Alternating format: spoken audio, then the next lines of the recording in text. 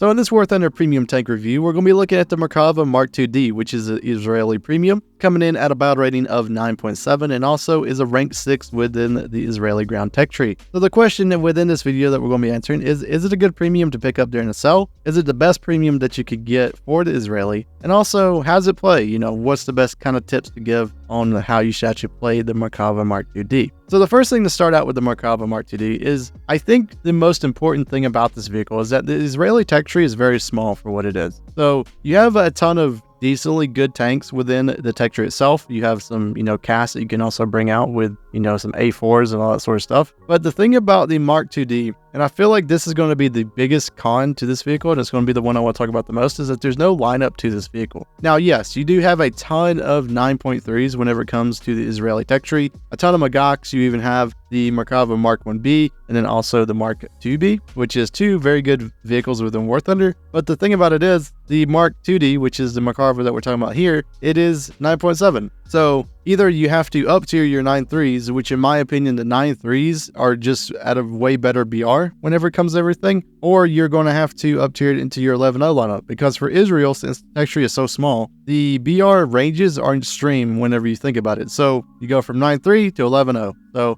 there's not really an in-between whenever it comes to the MK.2D. And sadly though, the MK.2D is a interesting vehicle because it was at a battle rating of 9.3 in the past, but it got raised up because the turret armor of this thing is probably the strongest part of this vehicle. And that's what we'll segue into next, is talking about the armor of the Merkava MK.2D. So to be honest, in my personal opinion, it kind of feels like you have no armor, right? So whenever you shoot this thing in the hull with APFSDS, basically it's always going to go through. It's always going to go to the crew compartment and kill some crew, maybe your gunner, maybe the loader, maybe your commander. Like, the engine on this thing can stop rounds sometimes, but it's very inconsistent of whenever it does stop rounds within Warthunder, especially if you're getting shot at with like DM33 or very high pinning APFSDS. It's basically always going to go through the engine and go into the crew compartment. But what this vehicle survives the most of is heat munitions. So like heat FS, some ATGMs can't pin the thing because of the weird angles of this vehicle, but majority of the time, the survivability is a very hit or miss thing. Sometimes you can survive a lot, and then there's sometimes with the Merkava where you just die in one hit because, well, there's no composite on the vehicle. And at a battle rating of 9.7, you're starting to see some very, very potent rounds like Mango and even stuff like M900 from the strikers in America. So whenever you are in a Merkava, your kind of idea of playing this vehicle is kind of playing it towards the back, kind of like supporting your team in a way,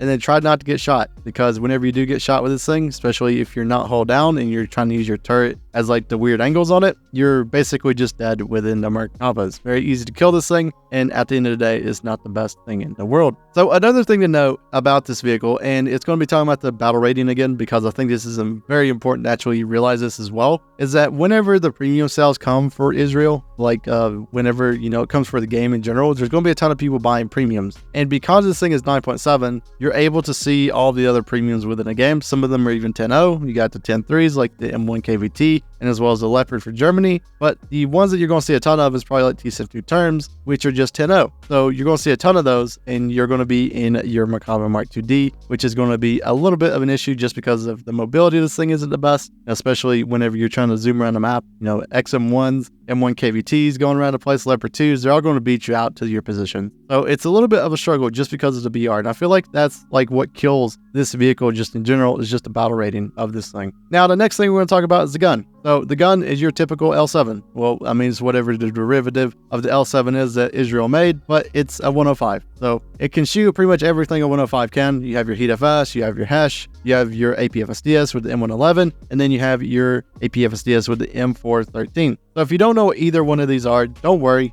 Israel is just kind of weird. They rename stuff whenever they really don't need to. But M111 is your DM23, and your M413 is your DM33. So that's all you really have to do. Just kind of remember that. M413 most likely is always going to be the one that you should just take. and then M111 is just a supplementary round for the vehicle. You do not have to take it at all because you just have a better round, being the M413. The only thing about it is that there is some kind of reason to take it just sometimes, maybe in like a down tier, and that's because of the projectile mass is a little bit bigger on the M111. But at the end of the day, you're most likely going to see T-72 terms. You're going to see stuff like M1 KVTs, and having the higher pinning round, in my opinion, is just going to be better. Like maybe you get just a tad bit more spalling whenever it comes to M111, but M431 is just going to have more pin, which is going to be probably better for majority of your, engagements within Warthunder. The next thing to talk about really is this worth it? And to be quite honest with you, I kind of don't think so. Like, I understand, right, the Mark.2D is the Israeli top tier premium that you're able to grind out actually with. There's two problems with it, like the battle rating, like 9.7, it doesn't have anything to run with it even in a tech tree. And then also the fact of that this is a rank 6. So if you've seen lately with a bunch of premiums within other tech trees for Warthunder, they've been getting moved to rank 7, and they're getting moved to rank 7 for a very good reason, because at some point in Warthunder, there's going to be rank 8 tank. And since this is only rank 6, and they've not moved it up yet at least, I don't really see this vehicle being something that will be able to grind out the entire Israeli tech tree whenever it comes to everything.